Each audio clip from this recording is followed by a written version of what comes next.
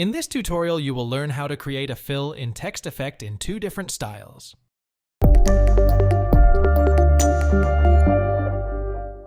After setting up your text, duplicate it and select the new copy.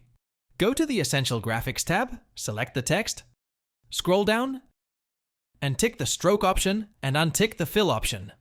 Now we have 2 layers of text, one filled and one outlined. Select the first layer. Switch to Effect Controls tab, then go to Effects tab and search for Crop Effect. Double-click to add it to the text layer. Select the crop effect to display the cropping area, then resize it to align with the text's beginning.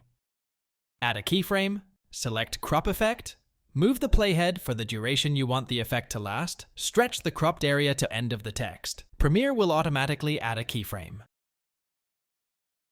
Decrease the gap between the keyframes for faster movement. To apply the other style, I will remove the second keyframe and start over from the first keyframe. You can zoom in on the screen to precisely adjust the cropped area. Advance one frame, add a keyframe, and adjust the crop to reveal the first letter's fill.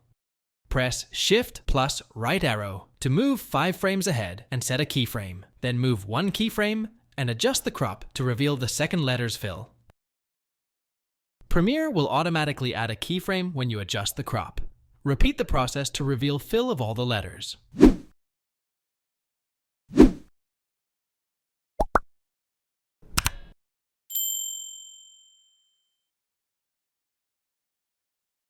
And that is it. Thanks for watching and don't forget to subscribe.